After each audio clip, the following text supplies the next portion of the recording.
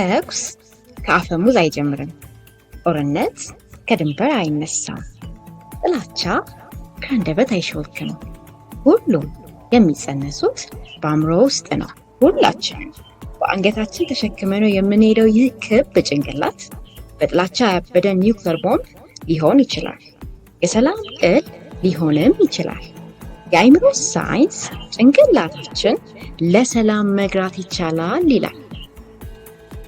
እንዴት ሆኖ? በየት በኩል?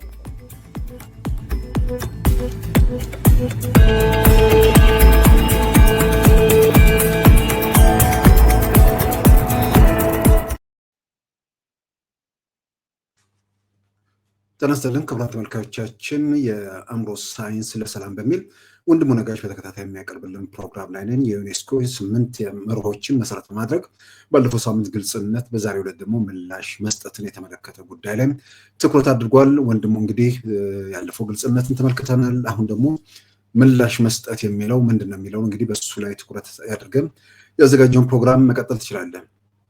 አመሰግናለሁ ሲሳይ። አንተ እንዳልከው እንግዲህ ምንድነው የሚባለው ሪስፖንሲቭነስ heart of good governance ነው heart beat of good governance ነው። እንግዲህ የልብ ትርታ ነው ምላሽ መስጠት። እውነቱን ለመናገር በጣም ትልቅ ነገር ነው። አንድ የመንግስት ባለስልጣን ወይም ደግሞ አንድ የመንግስት መስሪያ ቤት ለጠየቅነው ጥያቄ ለአቤቱታችን ያን ነገር ባይፈጽመው እንኳን ያን አክኖሌጅ ማድረግና ደርሶኛል፣ ነገሩን እየሰራውበት ነው፣ መፍትሄ እንፈልጋለን። ያ ማለት በጣም በጣም በጣም ትልቅ ነገር ነው ለአንድ እና ያንን ነው የምናየው። በእርግጥ በጣም ትልቅ ክፍተት አለ፣ እኛም ሀገር ብቻ ሳይሆን የትም ቦታ ትልቅ ክፍተት አለ እና ያን እንዴት ማስተካከል እንችላለን? ዋናው ዓላማ የዚህ ፕሮግራም ምንድነው መልካም አስተዳደር ማለት ምንድነው የሚለውን ነገር በደንብ መጀመሪያ ማወቅ አለብን። መብታችን የቱ ጋር ነው ሲሳይ፣ ግዴታችን የቱ ጋር ነው እና ያን አውቀን እዚህ ቦታ ይሄን መስተካከል አለብን፣ መማር መቻል አለብን። እንደ ህብረተሰብ ተምረን ባለስልጣናትም እንዲማሩ አብሮን እንድንሻሻል ዋናው ወደፊት አገራችንን የተሻለች ሀገር እንድትሆን ነው። እኛ አይደለንም እኛ አዲስ ዲዛይን የምናደርገው አዲስ የምንፈለስፈው ነገር የለም። ዓለም ላይ ያለ ነው። ምሳሌዎችን እንወስዳለን እና መልካምነቱ እንግዲህ የዩኔስኮ 8 ፒላሮችን ወይም 8 ምሰሶችን ለመልካም አስተዳደር መለኪያ ሰጥቶናል። እነሱን 3ቱን አይተናል እስከዛሬ። አራተኛው ይሄ ሪስፖንሲቭነስ ወይም ደግሞ ምላሽ መስጠት የሚለው ያው እንዳልኩት heart beat ወይም ደግሞ የልብ ትርታ ነው ለአንድ መልካም አስተዳደር ላለበት መንግስት እና እንግዲህ መንግስት ሲሰማ ህብረተሰቡ ምን ያህል እንትን እንደሚል የመጀመሪያው ከላይ ያለው እንትን ላይ ማለት እንችላለን። ሌላው እንግዲህ እንደው በሐሳብ እንውሰድ። what if the government answered your complaint as fast as Amazon delivers package? ልክ አማዞን እቃ ወይም ደግሞ በአገራችን ከአማዞን የበለጠ DHL ነው የሚታወቀው። ልክ እንደ DHL ቤታችን ድረስ መጥቶ አንድ ያለንን አቤቱታ መንገድ ሊሆን ይችላል፣ ጤና ሊሆን የተለያዩ ነገሮች ሊሆን ይችላል። ያንን ነገር እንደ ህብረተሰብ ያንን አቤቱታ ይደረግልን ለጠየቅነው ጥያቄ እንደ DHL አይነት በጣም ፈጥኖ ቢመልስ ምን ሊሰማን ይችላል ነው እንግዲህ በሌላው ያው ከታች የሚታየው ምን ያህል ሰውየው ፈገግ እንደሚል እቃው ልክ እንደመጣለት ከአማዞን ያን ያህል ነው ልንደሰት የምንችለው። ከላይ ደግሞ መንግስት በአግባቡ ጥያቄያቸውን የሚመልስላቸው ምን ያህል እንደ ህብረተሰብ እንደሚመልሱ ነው። ከጎን ደግሞ በስተግራ በኩል ያለው 2 ነገር ነው። አንዱ መንግስት አቤቱታቸውን ሳይሰማ ሲቀር ፕሮቴስት ሲያደርጉ ነው። ሌሎቹ ደግሞ ሲሰማቸው መንግስት ያው ምን ያህል ደስተኛ እንደሆኑ ነው እና በጣም እንደተባለው የዚህ የheart beat ወይም ደግሞ የልብ ትርታ ነው። መስማት ማዳመጥ፣ ለአንድ መንግስት ጆሮ ለህብረተሰቡ መስጠት በጣም በጣም በጣም ትልቅ ነገር ነው እና መልካም አስተዳደር እንግዲህ ደንብና ፖሊሲ ብቻ አይደለም። አንድ መንግስት እንዴት እንደሚያዳምጥ እንደሚመልስና ከሚያገለግለው ሰዎች ጋር መላመድ እና በጣም ትልቅ ነው። ዝም ብሎ ፖሊሲና ህግና ፖሊሲ አይደለም። መልካም አስተዳደር መንግስት እንዴት ነው የሚያዳምጠው፣ እንዴት ይመልሳል፣ ለሚያገለግለው ህብረተሰብ እንዴት አድርጎ ነው ከህብረተሰቡ ጋር ተላምዶ እነዚህን ነገሮች ማድረግ የሚችል። ይሄ በጣም ትልቅ ነገር ነው። ጥሩ ጆሮ ያለው መንግስት በጣም በጣም ለህብረተሰቡ በጣም ትልቅ ጠቃሚ ያለው እንግዲህ ከአእምሮ ሳይንስ አንፃር ምን ማለት እንደሆነ እናያለን። እንግዲህ መልካም አስተዳደር ፖለቲካዊ፣ ማህበራዊና ኢኮኖሚያዊ ቅድሚያ የሚሰጣቸውን ጉዳዮች ያረጋግጣል። በሰፊው በመግባባት ላይ ተመሰረተና ድሆችን በጣም የተጋለጡ ለችግር የተጋለጡ ሰዎችን ድምጽ ይሰማል። እንግዲህ ዋናው ነጥብ ምንድነው? አንድን ነገር ማድረግ ብቻ አይደለም፣ ትክክለኛው ነገር በትክክለኛው ጊዜ በትክክለኛው ዓላማ ስለማድረግ ነው። እንግዲህ ይሄ አንድ የመልካም አስተዳደር ህግና ስነስርዓት ብቻ ማስከበር ሳይሆን ትክክለኛው ነገር በትክክለኛው ጊዜ በትክክለኛው ዓላማ ስናደርግ ነው መልካም አስተዳደር የምንለው። እንግዲህ ሪስፖንሲቭነስ ወይም ደግሞ ምላሽ መስጠት የምንለው እንግዲህ ለአቤቱቶችን ለቅሬታዎቻችን መንግስት ወይም የመንግስት አካላት ወይም ደግሞ የመንግስት ባለስልጣን እንዴት አድርገው መልስ እንደሚመልሱ እንግዲህ በተለይ የህብረተሰቡን ፍላጎት ለማሟላት እንዴት አድርገው እንደሚሉ አንዱ የዩኔስኮ ፒላር ወይም ደግሞ አንዱ የዩኔስኮ እንግዲህ ምንድነው ፒላር ነው። እንግዲህ ይሄ ኢንክሉዥን ኢኳሊቲ እና ትረስት የምንለው አካታችነት፣ ሰዎችን በእኩል ማየት፣ እንደገና ደግሞ ትረስት፣ እነዚህ ነገሮችን በደንብ በህብረተሰቡ ዘንድ እንዲኖር መንግስት በአግባቡ የሚሰማ እና ጥሩ ጆሮ ካለው ምላሽ መስጠት የሚችል ከሆነ ጥሩ በህብረተሰቡ ዘንድ ተወዳጅነት ይኖረዋል። ይሄ እንግዲህ አንዱ ዩኔስኮ እንደ መለኪያ ያደረገው ወይም ደግሞ እንደ ምሰሶ ከሚያቸው ከ8ቱ ውስጥ አንዱ ነው ማለት ነው። እንግዲህ ሌላው እንግዲህ በብቃትና ዜጎችን በተመጣጣኝ ጊዜ ምላሽ መስጠት፣ ምላሽ ሰጪነት፣ ተቋማትና የመንግስት ባለስልጣናት በቅንነት በፍጥነት እና በብቃት ለዜጎች በተመጣጣኝ ጊዜ ምላሽ መስጠት። ያ በተወሰነ ጊዜ አንድ ነገር ያን ጉዳይ ለመፈጸም 3-4 ሳምንት የሚፈጅ ከሆነ በዛ ጊዜ ውስጥ ያንን ነገር ማድረግ መቻል ህብረተሰቡ ፕሪዲክት ሊገምት በሚችለው ነገር አንዴ እዚህ አካባቢ ቀበሌው አንድ የክልል አካባቢ ሰዎች አመልክተው 2-3 ሳምንት እስቲ እንስጣቸው በ2-3 ሳምንት ጊዜ ውስጥ ከመለሱ ያ በዛ አይነት ነገር የተለመደ ከሆነ በቂ የሆነ ነገር ነው ኤክስፔክት የሚደረግ ነው። እና ዋናው ምንድነው እንግዲህ እንዴት አድርገን ነው በዴይሊ ላይፋችን ላይ በየቀኑ ባለው ህይወታችን ላይ እንግዲህ ምላሽን ማየት የምንችለው? ለዚህ ምላሽ ሰጪነት በዕለት ተዕለት ህይወታችን ውስጥ እንዴት ይታያል? እና ዓለም አቀፍ ደረጃ ባላቸው መልካም አስተዳደር ባላቸው አገሮችስ እንዴት ምን ምሳሌ ነው? እንግዲህ የምናየው ምንድነው? መልካም አስተዳደር ማለት ምንድነው? በሀገራችን ያለው ችግር ምንድነው? ከዓለም አቀፍ ደረጃ ያለው ምሳሌ ምን ይመስላል? እንዴት አድርገን ያን ወደ ሀገራችን እናንጣ? ችግሮችን እንዴት በዚህ አይነት አካሄድ ነው እንግዲህ እስከዛሬ ድረስ ስናይ ነበረው። እዚህ ጋርም እንግዲህ ሁለት ኮሚኒቲዎችን ማየት ይችላል። አንዱ በስተግራ በኩል ያለው ቅሬታቸው ወይም ጥያቄያቸው መልስ ሳያገኝ ሲቀር፣ ሌሎቹ ደግሞ በአንጻሩ ጥያቄያቸው መልሳቸው ማነው አቤቱታቸው ምላሽ ሲያገኝ እንዲህ ምን ያህል በህብረተሰብ ውስጥ ደስታ እንደሚፈጥር ለማሳየት ነው። በተቻለ መጠን እንግዲህ ሪስፖንሲቭነስ ላይፍ ብለድ ኦፍ ትረስት ቢትዊን ፒፕል ኤንድ ፓወር ነው። በመንግስት በስልጣንና ስልጣን ባለው መንግስትና በህብረተሰብ መካከል በጣም ውስን የሆነ ነገር ነው። በጣም የደም ያህል ግንኙነት መኖር ማለት ነው። አንድ መንግስት መስማት፣ መንግስት አካላት የሚሆን መንግስት ባለስልጣን፣ መንግስት መስሪያ ቤት መስማት መቻል፣ ጆሮ መኖር ለህብረተሰቡ በጣም ትልቅ ነገር ነው። ቀደም እንዳልኩት ያ ነገር እንደው ኮምፕሌን ባደረግን ጊዜ ወይም ደግሞ ጥያቄዎችን በጠየቀ ጊዜ ወዲያው መልሱ ተመልሶ መፍትሄ እንድናገኝ ማለት አይደለም። አትሊስት ሰምተናል።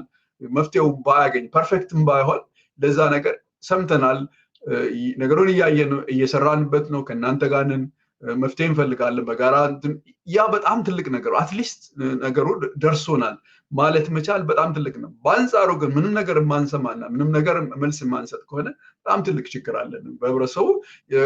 ከአእምሮ ሳይንስም አንጻር በጣም አስቸጋሪ ነው። እንግዲህ ይሄንን ነው የምናየው። ሌላው ምንድነው? ሪስፖንሲቭ ገቨርንመንት አትራክትስ ኢንቨስትመንት።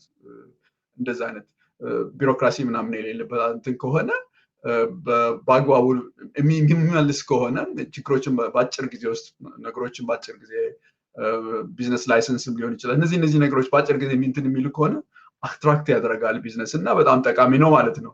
እንግዲህ ለምንድን ነው ይሄ ነገር በጣም ኢምፖርታንት የሆነ ዋይ ማተርስ?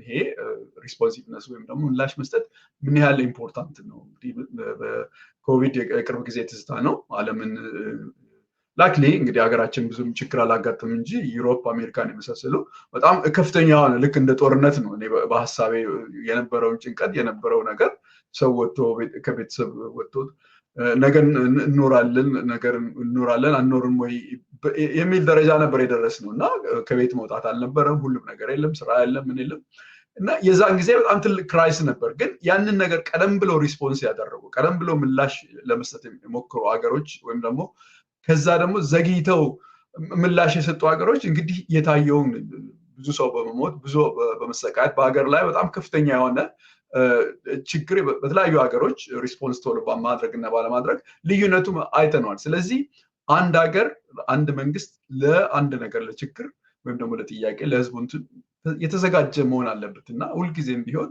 ምላሽ ለመስጠት የተዘጋጀ መንግስት ለሀገሩም ጥሩ ነው እንደገና ደግሞ ከህብረተሰቡም ጋር ከሀገሩ ከህዝቡ ጋር ያለው ግንኙነት በጣም ቆንጆ ነው እና እንግዲህ እነዚህ ሀገሮች በጣም ሎካል ደረጃ በየክልል ደረጃ የተሻለ ነገር ቀደም ብሎ ያንን ችግር ቀደም ብሎ ለመመለስ የሞከሩ የህብረተሰቡን ችግር ቀደም ብሎ ለማየት የሞከሩ የተሻለ ሁኔታ ላይ እንግዲህ ኮቪድ ካለፈ በኋላ የተሻለ ሁኔታ ነው ሰው የሞተባቸውም ቁጥር በጣም ያነሰ ነው ህብረተሰቡም ደግሞ ባለው መንግስት ላይ በራሳቸው መንግስት ላይ ያላቸው እምነትና የነበረው ቀላል አይደለም እና ይሄ ነው እንግዲህ አንድ ኢምፖርታንት የሆነው ነገር ናሽናል ክራይስ በሚፈጠርበት ጊዜ በሀገር ደረጃ ከፍተኛ የሆነ ችግር በሚፈጠርበት ጊዜ ለምላሽ የተዘጋጀ ለመጥፎ ነገር የተዘጋጀ መንግስት ብዙ ጊዜም ቢሆን አንደኛ ህብረተሰቡን ሀገሩን ያድናል ሁለተኛ ደግሞ የህዝቡን ትረስት ያገኛል ማለት ነው እና ያው ቡስት ትረስት ያደርጋል ወይም ደግሞ እምነትን በደንብ ሊያገኝ ይችላል ያው ይሄ እምነት ምን ያመጣል 73% እንግዲህ ፐብሊክ ትረስት የሚያገኘው በወርልድ ባንክ እንደሚለው መንግስታት ጥሩ መልካም አስተዳደር ያላቸው ከ73% በላይ ትረስት ያላቸው ወይም ደግሞ እምነት ያላቸው ይሄን ከሪስፖንሲቭነስ ነው ወይም ደግሞ ምላሽ ከመስጠት ህብረተሰቡን ጆሮአቸውን ከመስጠት ነው መንግስት ባለስልጣንም ሆነ የመንግስት አካላት ከዚህ አንጻር ነው እንግዲህ ትረስት የሚባለው ነገር እንግዲህ ሁልጊዜም ቢሆን ከአእምሮ ሳይንስ አንጻር ነገሮችን እኔ ስለማይ ዋናውን ፕሮግራም ከአእምሮ ሳይንስ አንጻር ስለሆነ ሰዎች እንደ ህብረተሰብ ያለው መንግስት ያሉት አካላት ሎካል የሚሆኑ አካባቢ የሚሆኑ ላይ የመንግስት አካላት ቶሎ ምላሽ የሚሰጧቸው ጆሮ ካላቸው የሚሰማቸው አለው ሞክራለሁ ባልችልም እንኳን ያን ነገር መፍትሄ ባልፈልግም ሞክራለሁ ሰምቻለሁ ያ ትረስት የሚባለው ነገር ደግሞ ኦክሲቶሲን የሚባል አለ ይሄ በሰዎች መካከል እናትና ልጅ የሚሆን በፍቅረኞች መካከል ኬሚካል አለ ያን በሰዎች ላይ እንድንፋቀር እንድንቀራረብ እንድንተማመን የሚያደርገው ኬሚካል አእምሯችን ውስጥ ነው ያ ወሳኝ የሆነ ነገር ነው እና አንዱም ትልቁ ነገር እንግዲህ ሪስፖንሲቭነት ወይም ደግሞ ምላሽ መስጠት ከአእምሮ ሳይንስ አንጻር ይሄን ይመስላል በአንጻሩ ግን ቢሮክራሲ ካለ ነገሮች የሚጓትቱና እንደገና መልስ ማናገኝ ከሆነ ኮርቲዞል የሚባል ስትሬስ ወይም አንገር ሁለት ነገሮች አሉ ኦክሲቶን ካለ እኛው ጥሩ ነገር ይሰማናል እንደገና ትረስት አለ እምነት አለ ነገር ግን በአንጻሩ ቢሮክራሲ ካለ ኮርቲዞል የሚባል አለ ያ ሲመጣ ደግሞ የዛኛው ተቃራኒ የሚሆነው ስትሬስ ይኖረናል አንገር ወይም ደግሞ ንዴትና ቁጣ ሊኖር ይችላል ማለት ነው እንግዲህ ይሄ ከአእምሮ ሳይንስ አንጻር ነው ሌላው እንግዲህ ሴቭስ መኒ በጣም ትልቅ ነገር ነው በሩዋንዳ በጣም የሚታወቁበት ሲሳይ እኔ ከአፍሪካ ሩዋንዳ ከዚህ ከዩሮፕ ደግሞ ኢስቶኒያ በጣም ብዙ ጊዜ ኤግዛምፕሎች እስከዛሬ ድረስ ብዙ ኤግዛምፕሎችን የማገኘው ሪሰርች ላይ የማገኘው ሩዋንዳ በጣም ምሳሌ መሆን የምትችል እንደ አፍሪካ ሀገር በጣም ምሳሌ የምትሆን ሀገር ነው በጣም በብዙ ነገሮች በዚህ በፍትሁም ባለፈውም ጊዜ ሩል ኦፍ ሎው የህግ በላይነትንም ስናወራ ሩዋንዳ እንደ ኤግዛምፕል ነው አሁን በዚህ በመስማትም እዛ ሀገር ምን አለ ስም አለው አንድ ኮንትራት ስም አለው እና ሊሚግሮ ነው የሚባለው በእነሱ ቋንቋ ነው እና ያ ምንድነው ኮንትራክቶች ፕሮጀክት ዲሌይ እንዳያደርግ 40% ፐብሊክ ዴድላይን ይሰጣል እንግዲህ ድሮ ከነበረው 40% አሁን ቀንሷል ዲሌይ አያደርግም ምንድነው በዚህ ጊዜ ይሄን ነገር እሰራለሁ ከተማ ከንቲባ ሊሆን ይችላል አንድ ክፍለ ሀገር አስተዳዳሪ ሊሆን ይችላል በዚህ ጊዜ ይሄን ነገር መስራት መቻል አለብኝ እና ይሄን ነገር ካልሰራው ከስልጣን እወጣለሁ የዛ አይነት ስምምነት ነው ያለውና በጣም ትልቅ ነገር ነው ሌላው እንግዲህ ትረስት ሪስፖንሲቭነት ኢንካሬጅ ወይም ሲቪክ ፓርትነርሺፕ ሰዎች በመንግስት ላይ እምነት ሲኖራቸው ሰዎች መንግስት ይሰማል ብለው መንግስት ጆሮ ይሰጠኛል ችግሬን ይሰማል የሚሉ ከሆነ በተለያዩ ነገሮች ላይ ምርጫም ሆነ እንደዚህ በሲቪክ ፓርቲሲፔሽናቸው በጣም ከፍ ይላል እና ይሄ ሪስፖንሲቭነት ወይም ደግሞ ምላሽ መስጠት በጣም ብዙ አድቫንቴጅ አለው በኢኮኖሚም ህብረተሰቡ በደንብ በተሳትፎም እንደገና ደግሞ ቅድም እንዳልኩት ኢንቨስትመንት በመሳብም በህብረተሰቡ ጤናም ላይ ትልቅ አስተዋጽኦ ያደርጋል ማለት ነው እና እንግዲህ ሌላው ኢትስ ዲዩቲ እያንዳንዱ የመንግስት ባለስልጣን ይሄን ነው በሀገራችን ውስጥ የማታየው ቻሪቲ አይደለም እያንዳንዱ ኃላፊነት አለበት ዲዩቲ የመስራት ግዴታ አለብኝ ያን ነገር የመመለስ ግዴታ አለብኝ የመንግስት ባለስልጣን የመንግስት መስሪያ ቤትም ከሆነ አንድ ሰው ልክ ግብር የመክፈል ግዴታ እንዳለበት ዜጋው መንግስትም የመመለስ ትራንስፓረንሲ ግልጽ የመሆን ከግልጽ ከመሆን ከሌላው የበለጠ ደግሞ መልስ መመለስ መቻል በጣም ትልቅ ነገር ነው ለአንድ ህብረተሰብ አቤቱታውን መስማት ሰምቻለሁ አለሁኝ ይሄን ነገር እየሰራው ነው እያየው ማለት በጣም በጣም ትልቅ ነገር ነው እና እንግዲህ እንትን አይደለም ቻሪቲ ወይም ስጦታ አይደለም አንድ የመንግስት ባለስልጣን አንድ የመንግስት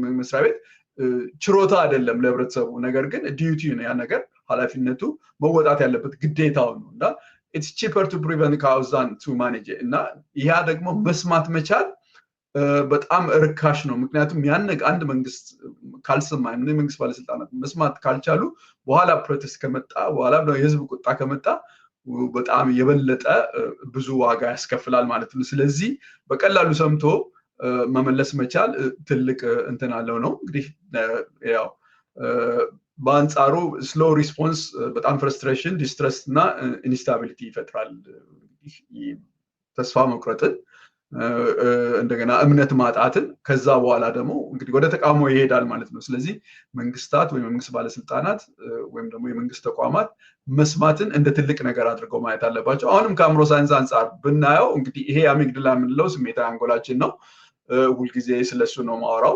ከቺምፓንዚ እንግዲህ ይሄንን የሚያሰላስለውን ግንባራችን አካባቢ ሰው ያደረገንን የአንጎል ክፍል 5 ጊዜ ያህል ፈጣን ነው በስሜት ነው አብዛኛው 90% ቀናችን እሱ ነው የበላይ የሚሆነው በተለይ በሀገራችን ውስጥ ጎልቶ የታየው እሱ ነው ይሄ አለመደማመጡ ተነስቶ በየቦታው በኃይል በጉልበት እንትን ማለቱ ይሄ ስሜት አንጎላችን እንትን ማድረግ ነውና ነገር ግን ለዚህ ከዚህ አንፃር ከዚህ ከሪስፖንሲቭነስ አንፃር እንደገና ደግሞ ከምላሽ ከመስጠት አንፃር በመናይበት ጊዜ ሰዎች ህብረተሰብ ክፍሎች አንድ ነገር ዲሌይ ሲያደርግባቸው ወይም ደግሞ መልስ ሲያጡ ይሄ አንጎላችን ክፍል የበለጠ ይቀሰቀሳል የበለጠ ስሜታዊ ይሆናል በአንጻሩ ግን መልስ የምናገኝ ከሆነ ይሄ ስሜታዊ አንጎላችን ይረጋጋል እና በጣም ወሳኝ ነው እንግዲህ ያው ምንም መልስ አለመስጠት እንደገና ደግሞ ምንም አይነት አክሽን ወይ ምንም አይነት እርምጃ አለመውሰድ ይሄንን የአንጎላችንን ክፍል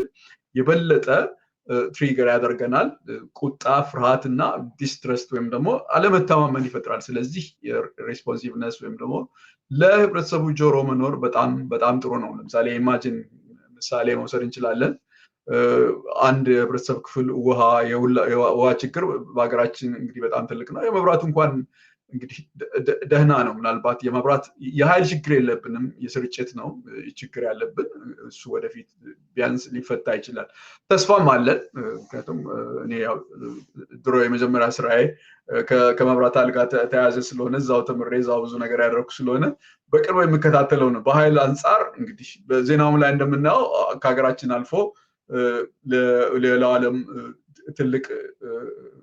ትልቅ ገቢ ማስገቢያ ሆኗል በአንጻሩ እንግዲህ ድሮ ዛሬ 2-3 ዓመት በፊት ኢትዮጵያ እንኳን ሲሄድ መብራት ይጠፋ ነበር አሁን በየጊዜው ትንሽ የተሻለ ነገር አለ እና የውሃ ችግር ግን በጣም በየቦታው ችግር አለ እንግዲህ በጣም ትልቁ ችግር እንደ አዲስ አበባ ባለው ሀገር የውሃ ችግር ነውና ያን ችግር እንግዲህ እንደ ኤግዛምፕል እንደ ምሳሌ እንትን ያለው የራሳችን ችግር ስለሆነ ነው ነገር ግን መንግስት ለምሳሌ ውሃ የለንም የአንድ አካባቢ ህብረተሰብ ብሎ በሚጠይቅበት ጊዜ ምንም መልስ ሳያገኝ ሲቀር የነበረው ፍረስትሬሽን በኋላ የለም ያ መልስ አግኝቻለሁ ወዲያው ውሃ ታገኛላችሁ በሚል ጊዜ ምን ያህል ህብረተሰቡ እንደሚደሰት መልስ ሲመለስ ምን ያህል ህብረተሰቡ በመንግስት ላይ እምነት እንደሚኖረው ማየት ይቻላል ከሰዎቹ ፈገግታ። እዚህ ደግሞ በግራና ቀኝ ማየት የምንችለው እንግዲህ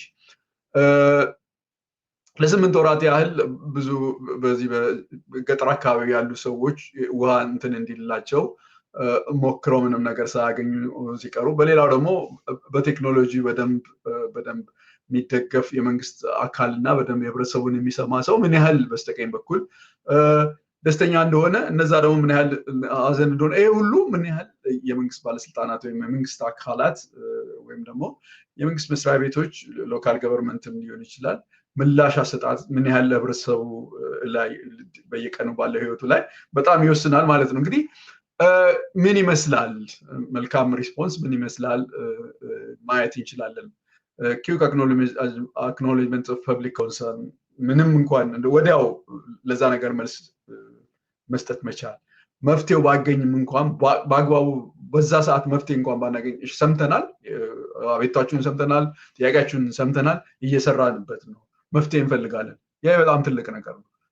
ማንም ሰው ወዲያው ጠይቆ ወዲያው ለማግኘት ይጥራል። ነገር ግን ጠቅላላ ያን ነገር እንዳልሰማ እንዳላየ ከማድረግ ያን ማድረግ በጣም ትልቅ አድቫንቴጅ አለው እና ትራንስፓረንት ኮሚኒኬሽን ዲዩሪንግ ክራይሲስ በጣም ችግር ጊዜ ቀውስ ባለበት ጊዜ ግልጽ የሆነ የመንግስት አካላት በየቦታው ከህብረተሰቡ ጋር ከታች እስከ ላይ ድረስ ከህብረተሰቡ ጋር መነጋገር መቻል አለበት። መንግስት አቅም እንኳን ባይኖረው ያለውን ችግር በግል በግልጽ መነጋገር መቻል አለበት እና ያ በጣም መለመድ መቻል አለበት። በጣም ትልቅ የሀገር ችግር ባለበት ጊዜ በጣም በየጊዜው ፊድባክ ወይም ደግሞ ግብረ መልስና ከህብረተሰቡ ጋር መወያየት መቻል፣ እነዚህ ነገር በጣም አስፈላጊ የሆኑ ነገሮች ናቸው።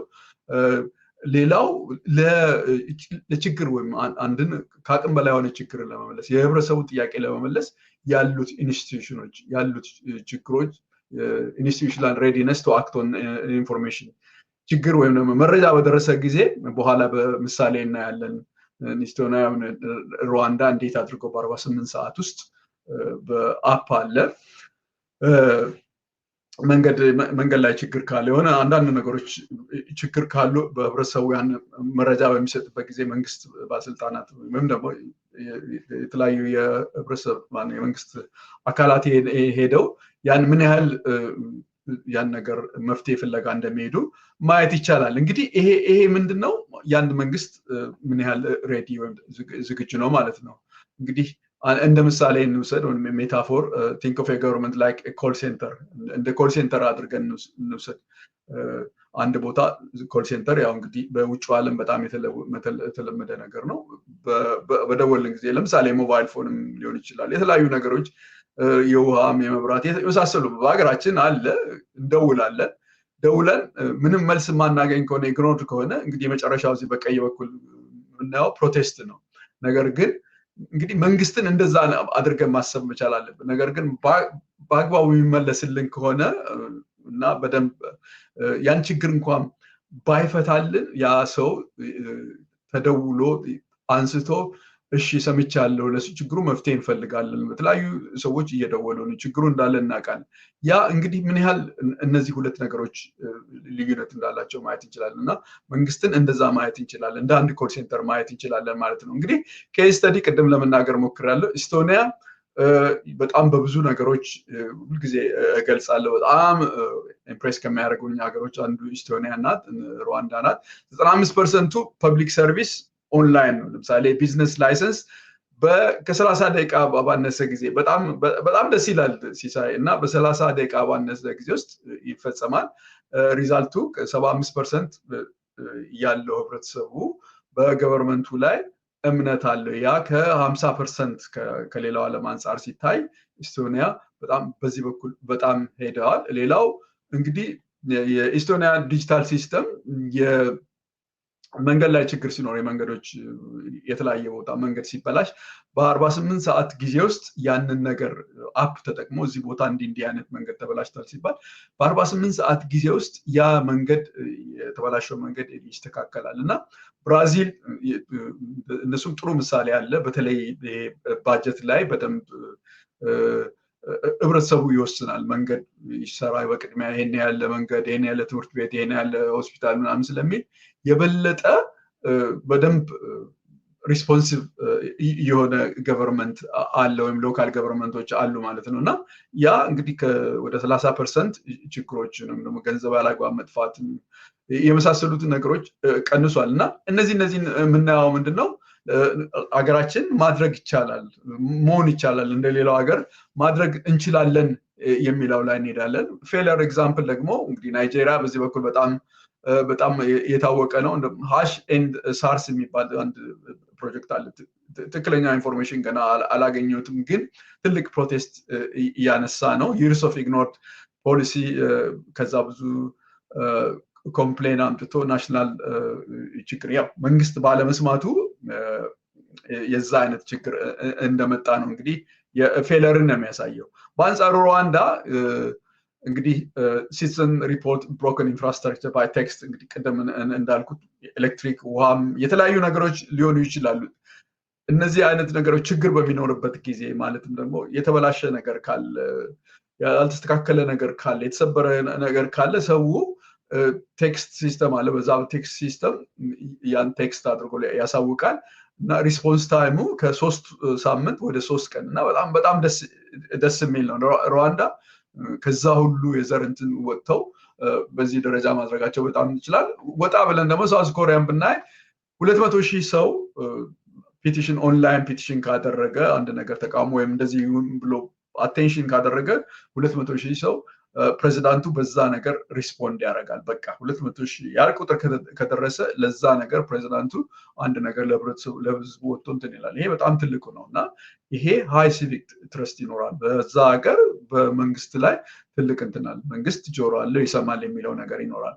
በአንጻሩ አሜሪካን ፍሊንት ወተር ክራይስ የሚባል አለ። ምናልባት ልታውቁት ትችል ይሆናል። ወደ 2014 ገደማ ነው ሲሳይ እና ለረጅም ጊዜ ነው ኦልሞስት 212 ቀን ምንም መልስ አልተሰጠም። እዛው ውሃው ሲስተሙ ላይ ብራውን የሆነ ወተር ክሊን ወተር ባለማግኘታቸው ምንም በማታወቅ መንግስት ብዙ ነገር ዲሌይ አድርጎ ናሽናል ስካንዳል ከፍተኛ የሆነ ችግር ተፈጥሯል። እና አለመስማት የራሱ በጣም ኮስት አለው። ዞሮ እንትን ይላል እና ባሪየርስ ቱ ሪስፖንሲቭነስ እንግዲህ ምንድን ናቸው የሚያስቸግሩት እንቅፋቶቹ ምንድን ናቸው? ኮመን ባሪየርስ የምንላቸው ቢሮክራሲ ነው። ቢሮክራሲ ዲሌይ ሌሚ ፓስ ኢንቱ አናዘር ኦፊስ፣ ቆይ እስቲ ለሚቀጥለው ባለስልጣን ወይም ለዚህ ቦታ ላሳልፍ።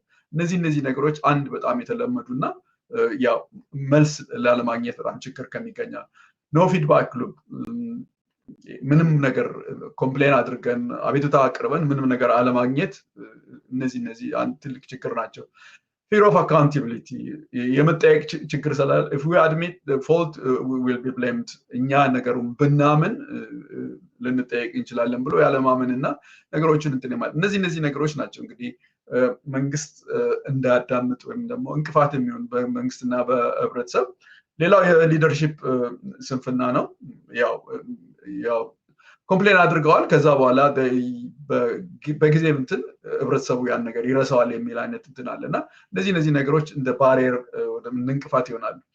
ናይጄሪያ ሬድ ቴፕ፣ ናይጄሪያ በብዙ ኤግዛምፕል ማየት እንችላለን። ብዙ ችግር አለ እዛ። ናይጄሪያ እንግዲህ 5 ዓመት ይፈጃል ቢልዲንግ ፐርሚት ለማግኘት፣ ህንፃ ወይም ደግሞ አንድ ነገር ቢልድ ለማድረግ። እንግዲህ ቢሮክራሲ ምን ያህል እንትን እንደሆነ እና በጣም ትልቅ አለ። ፊር ኦፍ ቼንጅ ኦፊሻል ስቴክ ኦን how it's always been done like way፣ እኛ ከዚህ በፊት እንደዚህ ነው ያደረግነው፣ በዚህ ነው መሆን ያለበት።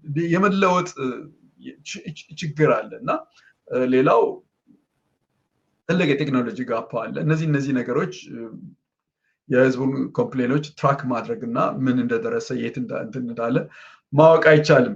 እና እንግዲህ እንዴት አድርገን ፊክስ እናድርግ? እንግዲህ የኢንተርናሽናል ኬስ ስተዲ ሳውዝ ኮሪያ በዚህ በኮቪድ ጊዜ በጣም ራፒድ ሞቢላይዜሽን ቴስት በጣም ትልቅ ውጤት ካሳዩ በየቀኑ ዴይሊ ኮሚኒኬሽን ነበር። በተለይ የጤና ባለሙያዎች ከህብረተሰቡ ጋር ወጥተው በደንብ ይናገራሉ፣ በደንብ ያለውን ነገር ያስረዳሉ። ያለውን የሚወሰደውን የታቀደውን ምርምር የተደረገውን ምን ያህል ሰው ምን አፌክትድ እንደሆነ በጣም ግልጽ በሆነ መንገድ ሳውዝ ኮሪያ ከህብረተሰቡ ጋር በደንብ ኮሚኒኬት ያደርጉ ነበር እና አንድ በተወሰነ ጊዜ ስለ ማስክ ኤክስፔንሲቭ ነው ውድ ነው ተብሎ እንትን አለ። ወዲያው መንግስት within a days ያንን ነገር ችግር ፈታው እና እነዚህ አይነት ነገሮች መለመድ መቻላል ሁልጊዜም ቢሆን ማየት አለብን። ሌሰን ምንድነው? ሪስፖንሲቭነስ does not mean perfection ፐርፌክት መሆን አይደለም። ምላሽ መስጠት ማለት እንትን ማለት ሳይሆን አለው ማሳየት ወይም ደግሞ ድርጊት ስናደርግ ማሳየት መቻል አለብን። ሰምቻለሁ ይሄን ነገር አድርጌያለሁ ማለት ይሄ በጣም ትልቅ ነገር ነው። የግድ ያን ነገር እንደው ፐርፌክት ሆነን አድርገን እንትን ማለት አይደለም። ያን እንደ ትምህርት መውሰድ መቻል አለብን። የኒውዚላንድ እንትን በጣም እኔ ፐርሰናሊ በጣም ስለማደንቃት ነው። በጣም ጎበዝ ናት። ኢሞሽናሊ ከህብረተሰቡ ጋር ያለች ሰው ናት። ችግር ባጋጠም በኮቪድም ጊዜ የመሬት መንቀጥቀጥም በነበረበት ጊዜ ወጥታ በቃ በጣም ፍሪኩዌንት የሆነ ኢሞሽናል ፕራክቲካል አፕዴት ወጥታ ራሷ ናት የምትናገረው እንትን የምትለው በየቦታ ሄዳ እና እንደዛ አይነት ነገር በጣም ያስፈልጋል እና ወዲያው ሎካል ገቨርንመንት የአካባቢ እንትኖች የክልል አስተዳደሮች ወዲያው ወጥተው ነው ሰርቪስ በደንብ አድርገው እንትን እንዲል ሰው ፊድባክ እንዲሰጥ ያደረጉትና እንደገና ህብረተሰቡ በ48 ሰዓት ውስጥ ነው የተለያየ ፕላትፎርም ተፈጥሮ ህብረተሰቡ የሚናገርበት ኢንጌጅ የሚያደርግበት ነገር የተፈጠረ እና ይሄ በጣም ያስፈልጋል። አንድ መንግስት በተለይ በእንደዚህ አይነት ጊዜ ይፈተናል። ሌላው ሩዋንዳ በጣም ደስ የሚለው ነገር ሎካል ሄልዝ ወርከርስ የግድ ከላይ መሆን የለበትም። ታች ያለው አሁን ሩዋንዳ ውስጥ በተለይ በልጆችና በዚህ ከወሊድ እንትን ጋር ባለ እንትን የእናቶችና የልጆች ጤና ላይ በጣም ነው ወዲያው ሪስፖንስ የሚያደርገው። በዚህ ወዲያው ነው ዲጂታሊ ሪኮርድ ይደረጋሉ። በዚህ ከጤና ጋር የተያዘ ነገር ወዲያው ሪኮርድ ይደረጋል። ፎሎ አፕ ዊዝን ተወሰኑ ቀናት መልስ ያገኛሉ። ፊድባክ ያን ነገር ተከታትለው እንትን ይላሉ እና ይሄ እንግዲህ የሚያሳየን ሪስፖንሲቭነት ኢዝ ኖ ኦንሊ ቶፕ ዳውን ከላይ ወደ ታች አይደለም እና አካባቢም ያሉ ሎካል ገቨርንመንት የክልል ማዘጋጃም የክልል ወረዳዎች የክልል ቀበሌዎች ህብረተሰቡን ወዲያው መስማት እናንተ ማለት ይችላሉ እና ይሄ ነው እንግዲህ ሊስን እና አክት ማድረግ ይቻላል። ሌላው እንግዲህ ትራንስፓረንሲ ኢንዲያ በጣም ደስ የሚል ኦንላይን ግሪቫንስ ትራኪንግ ኤስኤምኤስ አፕዴት አለ። ያ ምንድነው? ሰዎች ችግር በሚኖርበት ጊዜ ቴክስት ያደርጋሉ። በአመት ውስጥ ወደ 2 ሚሊዮን የሚሆኑ ኮምፕሌኖች ሪዞልቭድ ይርሊ እና እያንዳንዱ አቨሬጅ 30 ቀን ነው የሚፈጀው እና ይሄ አንድ ትልቅ ነገር ነው። ኢንዲያ በቢሊዮን የሚቆጠር ህዝብ ያላት በጣም ብዙ ችግር ያላት ናት። ነገር ግን በዚህ አይነት መንገድ ነገሮች እንትን ይላሉ። ሌላው ሩዋንዳ ቅድም እንዳልኩት ኢሚንጎ የሚባል በእነሱ ቋንቋ ኮንትራት ሜር ሳይን ፐርፎርማንስ ፕሌጅ ለምሳሌ ቅድም እንዳልኩት ኤክስ ክሊኒክ ቢልት ባይ ዲሰምበር ይሄን ያህል ክሊኒክ ባይ ዲሰምበር እንትን እላለሁ ካልሆነ ግን ፋርድ ሆናለሁ ማለትም ያን ታርጌት ሚስ ካደረኩ ተጠያቂ ነኝ ከስልጣን ወርዳለሁ። ይሄ በጣም ትልቅ ነገር ነው። እኔ ሩዋንዳ እውነት በጣም እንትን ከሚሉኝ አንዱ ነው። እንግዲህ ያው ብራዚልን ቅድም አይተናል።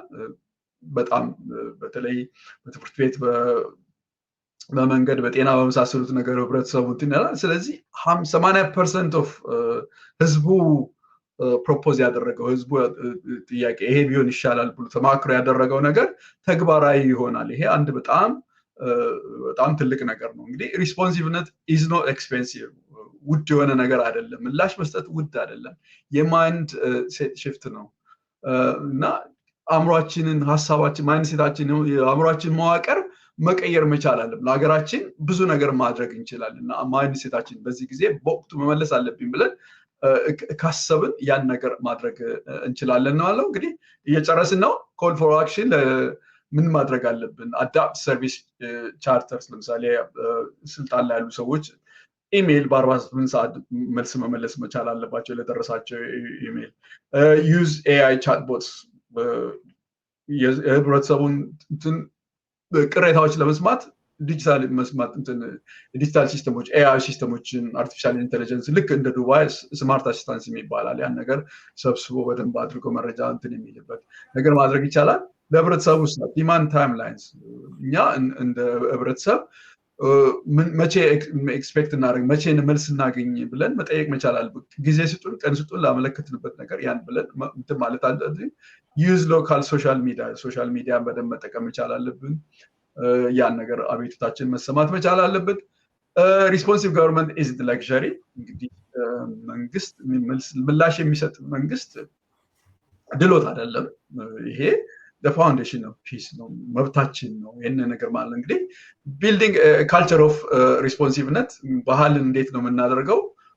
ለምሳሌ ኮምፕሌንት ሆትላይንስ ዊዝ ትራኪንግ ነምበር በደንብ አድርጎ ያንን ኮምፕሌን የምናደርግበት ወይም ደግሞ ቅሬታችን የምናሰማበት በደንብ ትራክ አድርጎ ያ ነገር የት እንደደረሰ ቁጥር ይዘን እዚህ ደርሷል፣ እዛ ቦታ ደርሷል በደንብ አድርገን የምንከታተለው ነገር መሆን አለበት። እንግዲህ ዲጂታል ሲስተም በደንብ መጠቀም መቻል አለበት።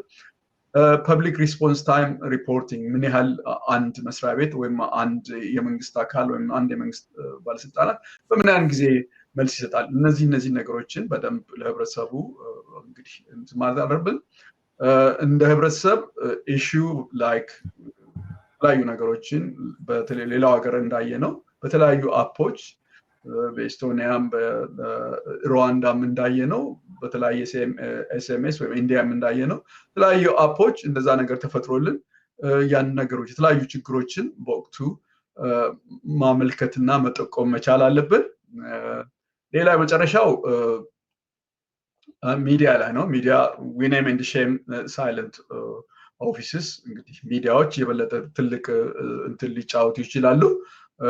መልስ ለማይመልሱ የህዝብን ችግር የህዝብን አቤቱታ ለማይሰሙ ሰዎች ያው እነሱን በደንብ በአደባባይ ማውጣት መቻል አለብን። በአግባቡ ደግሞ በደንብ ለሚሰሙ ደግሞ እነዛን ሴሌብሬት ማድረግ መቻል አለብን። ሲሳይ እንግዲህ ይሄ ነው ለዛሬ ያቀረብኩት።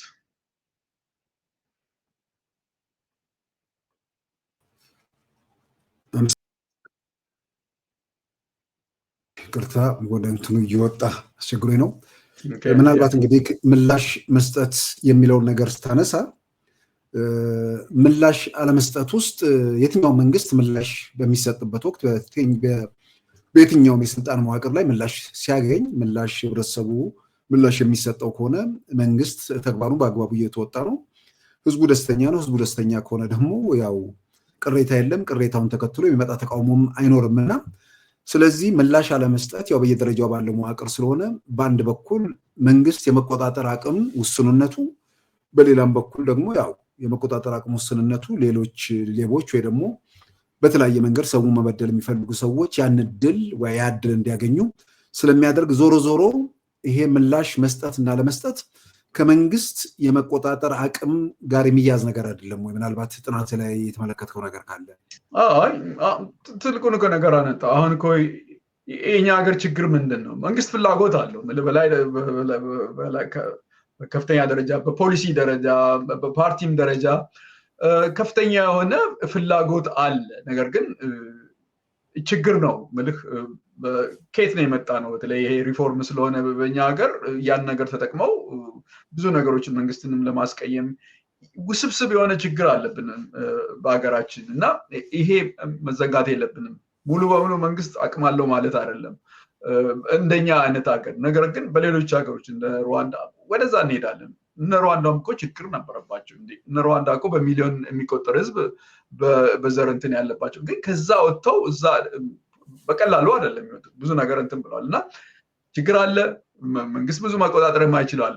በአደባባይ ጠቅላይ ሚኒስትሩም የተለያዩ ባለስልጣኖች ወጥተው ይናገራሉ። ምን ያህል ሰዎች እንደሚበደሉ፣ መልስ እንደማይሰጥ፣ ሰዎችን እንደሚያንገላቱ ይነገራል። ግን እነዛ ሰዎች እስከ መጨረሻው ሊኖሩ አይችልም። እስከ መጨረሻው ድረስ እንደዚህ ህዝብን እንዳንገላቱ አይኖርም እና ምንድን ነው ለነዛ ማድረግ ያለብን?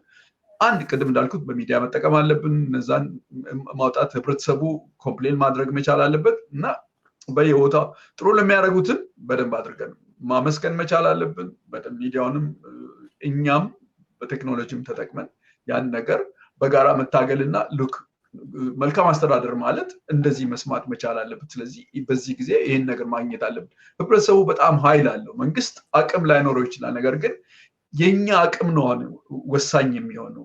መንግስት እነዛን ሰዎች ማድረግ ካልቻለ እኛ ተባብረን ያንን ነገር ከመንግስት ከተወሰኑ አካላት ጋር ከዚህ ከችግር ውስጥ ማውጣት እንችላለን እንጂ መንግስት ሙሉ በሙሉ ሁሉንም በየቢሮ ሄደው መቆጣጠር አይችልም። ሲሳይ አመሰግናለሁ ወንድሙ። እንግዲህ ምናልባት በየመስሪያ ቤቱ ተመሳሳይ ችግሮች እንዳይኖሩ ቅሬታ ሰሚ ምናምን የሚባል በየመስሪያ ቤቱ እንዳሉ በተለያየ መንገድ ሲገለጽ ነበር። በተለይ ደግሞ አሁን ከዚህ ከኮሪደር ልማት እንደዚህ ጋር ተያይዞ ሰዎች ቅሬታ ቢኖራቸው ሄደው ቅሬታቸውን የሚገልጹበት ኮሚቴው እንደዚህ የተዋቀረ ነገር አለ። ግን በአግባቡ የሰዎችን ቅሬታ አድምጠው ለጥያቄዎቹ ተገቢ ምላሽ መስጠት የሚቻልበት ሁኔታ አለ ወይ?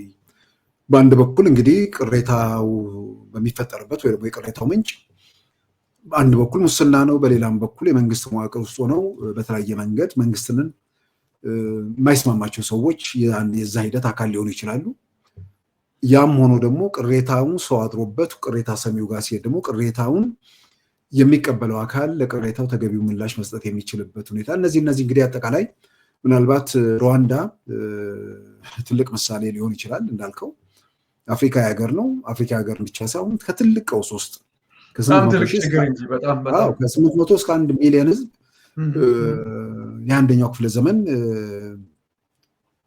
በአንድ ክፍለ ዘመን አልገባንም። እንደውም የሃያኛው ክፍለ ዘመን የመጨረሻው ጭፍጨፋ ነው።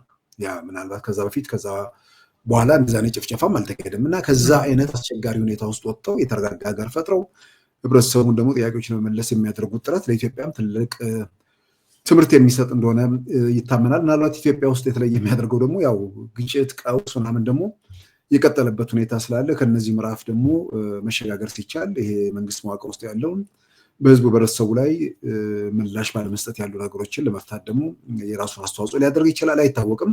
ዞሮ ዞሮ ጉዳዩ መነሳቱና የሚመለከተው አካልም ጉዳዩ ላይ እንዲወያይ ማድረጉ ትልቅ ነገር ነው። ያው እንግዲህ የዩኔስኮ 8 መርሆች የሚባሉት ነገሮች ምን ምን እንደሆኑ ራሱ በዝርዝር እየተመለከትክ ነውና ምናልባት እንደ ማጠቃለያ የምታነሳው ነገር ካለ ወንድሙ በዛው ፕሮግራማችን እናጠናቅ። እኔ ማጠቃለያ ሲሳይ የኛ ሀገር ፓርቲኩላር ችግሩን አሁን በደንብ አንስተነዋል።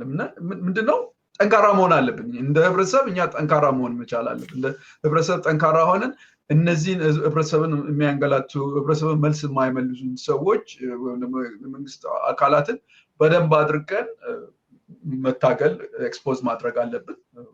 ደግሞ በአግባቡ ህዝብ እንዲገለገል የሚፈልግ የመንግስት ፓርቲ አለ።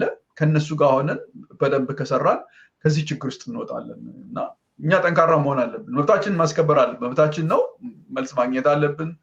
ይህን ነው የምለው። ሲሳይ ጨርሻለሁ። አመሰግናለሁ ወንድሙ። እንግዲህ የመልካም አስተዳደር የሚለው ነገር ብዙ ጊዜ የሚነሳ ነገር ነው። የመልካም አስተዳደር መኖር አለመኖር የሚሉ ነገሮች ብዙ ጊዜ ይነሳሉ። መልካም አስተዳደር ምንድን ነው የሚለውን በዩኔስኮ ደረጃ 8 መርሆች ተብለው የተቀመጡትን እነሱን በጥቅል ተመልክቶ አሁን ደግሞ በዝርዝር እያየህ ባለፈው ሳምንት ግልጽነት ዛሬ ደግሞ ምላሽ መስጠት የሚለውን ተመልክተናል። እንግዲህ ወንድሙ ሳምንት በዚሁ በዩኔስኮ መርሆች ላይ ቀጣዮቹን ይዞልን ይቀርባል። የዛሬውን በዚህ ያጠናቀናል። ጤና ይስጥልን።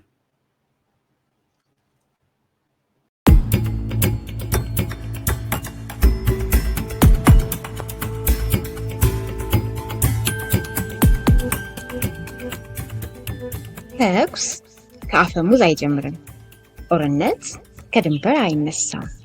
ጥላቻ ከአንደበት አይሾልክም። ሁሉም የሚጸነሱት በአእምሮ ውስጥ ነው።